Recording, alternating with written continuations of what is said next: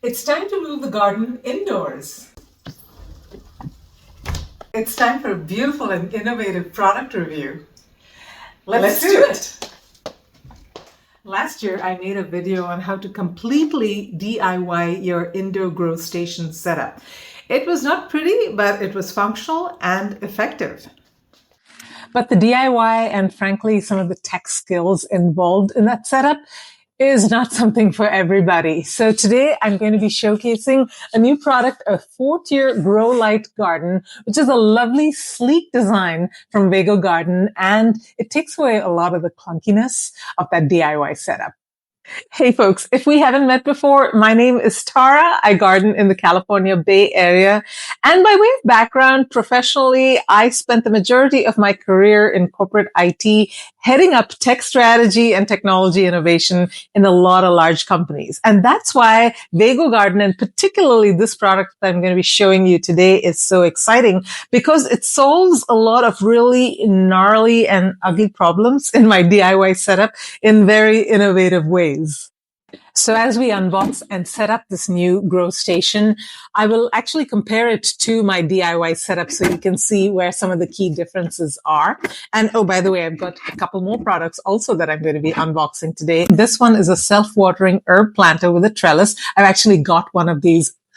I think it's one of my favorite Vego Garden products. It's really amazing. I'll show you my other one as well. And then I've got this Microgreens planter, which is a brand new product as well from Vego Garden. And it is really great because I grow microgreens a lot indoors and use it in my cooking. And I am just so excited not to have to deal with all of that dirt because guess what? These microgreens grow on a grow mat and it is watered from underneath and there is no dirt involved. So while I unbox this, let's talk a little bit about Vego Garden, the company, the products that they make, and then we'll also go over the features of this particular indoor garden system. Now, the company is on a mission to make gardening accessible and sustainable. The quality of their products is top notch and is intended to last for years and years, decades maybe. Now, even though this garden system is intended for indoor use, it is made with outdoor quality materials, so it will not rust. And that's important because it's going to be in frequent contact with water, given that it's a grow station. And I'll show you the one that I've got inside. It's not holding up as well. Another thing that I really like about this system is how modular it is, just like most of the Vego Garden products. Very modular and they fit with each other. So this one, which I got, is a 4-tier system. But if you chose to get a 2-tier system, you can easily upgrade at some later point in time to a 4-tier system. Now, while I got the 4 tiers with grow lights, you can actually buy a version of this that has a little cupboard at the bottom so you can store, your seed starting trays and things like that. But I chose to have grow lights in all 4 shelves. Let me go ahead and speed through the rest of this setup. It was really easy to do. Probably took me about 20 minutes tops to get it all set up. Vego Garden products, that's another thing. It is so fun to put them together. There were minimal tools. Frankly, I didn't need a screwdriver. It came with a little screw tightening thing, but other than that, I didn't need any other tools. No power tools. There were hardly any screws. It was all mostly slide and snap things together. And of course, I love the wheels. I know that this is not going to be the final spot where I'm setting up this grow station. I want to be able to move it indoors at a later point in the year, but I like the option of being able to set it up here and then move it in later on. There, all done with the frame. Now let's put the shelves in. Now these shelves will fit your standard 10-20 trays. That's what they're designed for. Now the horizontal bars on the side of the shelf correspond to slots that you can slide the shelf into, and they're about 7 inches apart, so that is how close you can put these shelves. And that is actually the perfect distance for me to actually start my seedlings, because seedlings need to be very close to the grow lights. I usually use bricks or pieces of wood to push my seedling trays up when the seedlings are very tiny. And look at these grow lights. They come with really strong magnets behind them, so you can stick them anywhere on the shelf. Now there's this little curved receiver that you can actually stick on the roof, and the grow light attaches to it. Now you can swivel the grow light back and forth in that receiver to make sure that all the seedlings get an even distribution of light if necessary. And oh, by the way, because it's magnetic, it can really stick anywhere on the roof. So much flexibility. One of my favorite things are these little clips, you guys. These cables that hang around everywhere. All you need to do is put this in here and close it. And it's got a magnet on it, and really you can put it anywhere, magnetic, and it'll stick. That way it keeps all of the cables nicely aligned and out of the way. So cool. Now, it's always concerning when you end up with extra parts at the end of an installation, but these are really, to attach to the wall if you want to hold the grow station tight to the wall for additional stability. If you live in like earthquake territory like I do, you can use these, but I'm going to be living dangerously. And now let's turn it on. OMG! Don't you love it when things just work right out of the box? You don't have to download an app and connect it to Bluetooth or Wi-Fi and create a sign-in and log in and troubleshoot it. Oh my gosh, life has become so complicated. Love the simplicity and the sleek design. There are a couple of things that I would add to this grow setup. Well, let me go show you my setup inside my grow tent. And it's a little complicated, but super effective. And I'll show you those other things as well that I might be adding to this setup. Oh, and one quick thing before we go there. This lighting system has got several modes depending on what you're growing. Let me show you how those operate. Okay, so it operates in seed mode, or you can do leafy greens or fruits, maybe strawberries, and then there's herbs, and then there is microgreens. So one of the things that's really nice about this mode feature is usually you have to figure out, okay, seedlings, how many hours on and how many hours off. So 16 hours on, 8 hours off, or maybe it's 14 hours on and 10 hours off. It's such a pain to have to figure out. I got to go to the internet each time when I'm setting that up. And also the intensity of the light is different for seedlings versus herbs versus microgreens. You don't have to worry about anything over here. It's all done for you. All you need to do is figure out which button. You're starting seeds, press the seeds button, and automatically it figures out the number of hours on and off, and also the intensity of the light. Now, one thing I love about this grow station, and frankly, this is the case with most Vego Garden products, is they're very modular. So if I decide that I want to make this a tabletop grow station, I just need to remove it right here. I've got these little legs that I can put at the bottom, and it becomes a tabletop grow station. Or maybe you can start with a tabletop grow station and decide that you want to make it taller, and then you can buy these parts and these shelves and make it taller. Or if I want to at some point switch out the shelf at the bottom and replace it with that little cupboard storage space thing, I can do that too. They all just fit together really, really well. So this is my indoor grow tent, and this is my cat. Hi, Ari. And yeah, it's in my bedroom actually. And this is the shelf that I use for starting seedlings. I've got one more over here, and I think this is the space that I'm going to put that new system. But let me show you. I've got these lights. Yeah, and I've got different types of lights actually. Whoa. And they're all grow lights. And this is another grow light. So yeah, it's kind of haphazard. I've got all kinds of different things that I've sort of clubbed together. And what I wanted to show you was this. I've actually put this silver foil thing in front of it because look at that mess of wires, you guys. So all of these are connected via smart devices. Those are all smart switches, and I program them to come on at a certain time and go off at a certain time. I've got my lights, and I've also got my heat mats all connected. The heat mats are over there. The lights are over here. They're all labeled. And yeah, that's one of the things that the new system does not have that I'll have to add if I need it, is the heat mats.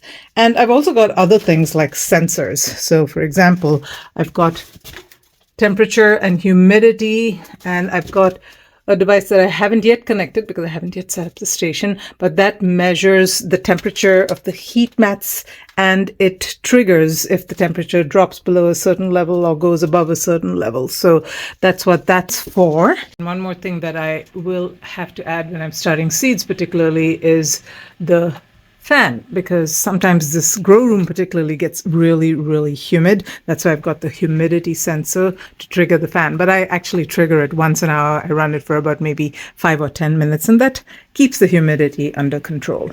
And one thing about seedlings is when they start growing, in order for them to actually grow nice and straight and sturdy and upright, we've got to lower the height of the grow light so that it's about maybe 6 inches or so, 6 to 7 inches above the seedling. And the way that I do that is I've got these wires, electrical wires that I've tied around the grow light, and I kind of loosen it up and lower it, and it's really cumbersome. Sometimes I put some wood pieces under the grow mat and kind of elevate it that way, but it's just such a pain to do that. And then of course I've got to take it out once the seedlings start growing taller, which happens very quickly. So I'm really looking forward to not needing to do that with the new grow system. And then one more thing I wanted to show you. Yeah. This space gets a lot of water and it is getting rusted. It's covered in rust. All of the shelves have this rust. So again, the new system, it's certified for outdoor use and it is not going to develop rust. Yeah, just in general, it's just not pretty. It's very functional though, and I can control everything through my phone because, yeah, I've got the tech chops for that. But ew, what a mess.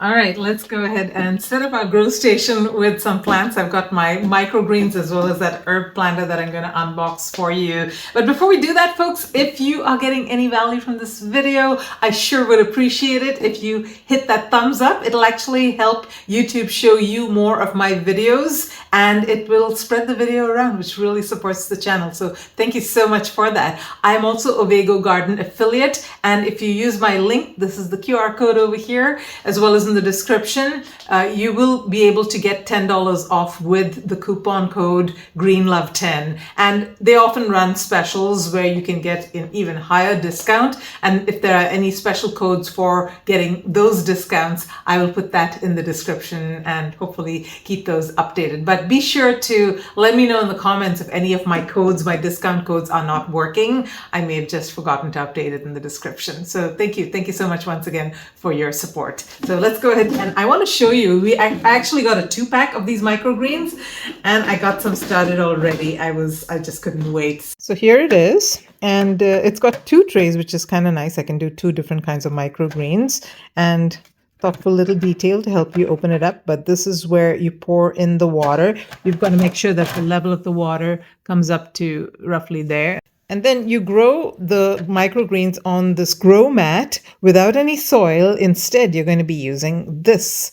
This is a mat, a grow mat, and it's this soft fabric. Of course, everything is food safe, and it works by capillary action. So you see the end of that tab, it dips into the water, and then as the microgreens drink up the water, it will pull more water and make sure that the mat is constantly moist, which is so essential for your microgreens to germinate. And here are my microgreens that I started just about 4 days ago.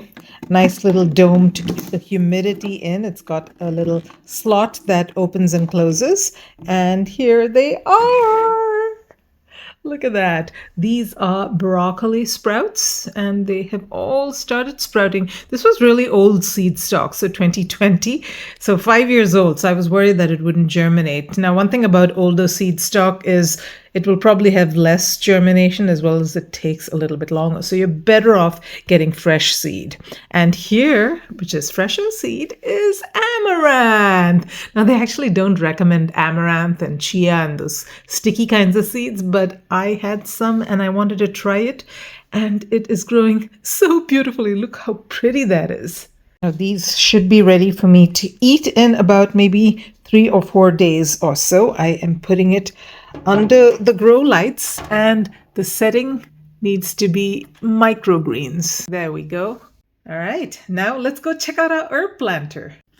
Okay, I got my herb planters set up. I didn't do another unboxing video because I actually made an entire video on this planter and a couple of other indoor planters, and I'll put a link to it somewhere here if you want to go check it out. But this is, I think I mentioned before, like one of my favorite Vego Garden products ever. It's a self-watering planter, and it's got a little indicator over here where it tells you the level of the water. It's got this little thing over here that senses the water, and then underneath it, it's got these wicking cells. So basically you fill it up with soil. The soil that sits in these little wicking cells function by capillary action to draw up the water into the planter, and that's what keeps it watered. And I actually sometimes add some fertilizer, liquid fertilizer, to the water, and that makes the plants go super well, almost too well, which I'll show you in just a moment in my other planter where I've got basil, but I'm going to be transitioning that to lettuce.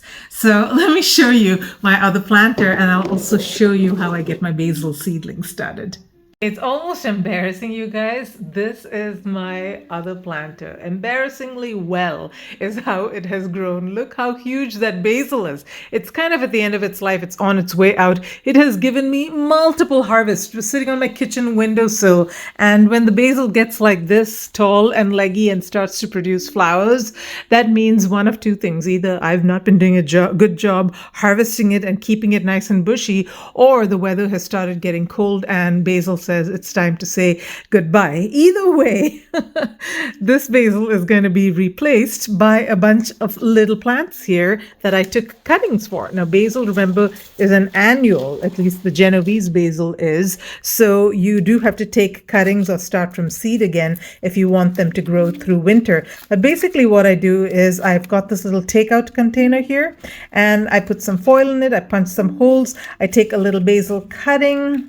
I did this only a few days ago, so it probably hasn't rooted yet, but something like this. It's got to have at least a couple of nodes, and it actually is producing a tiny white root. I don't think you can see it, but I can.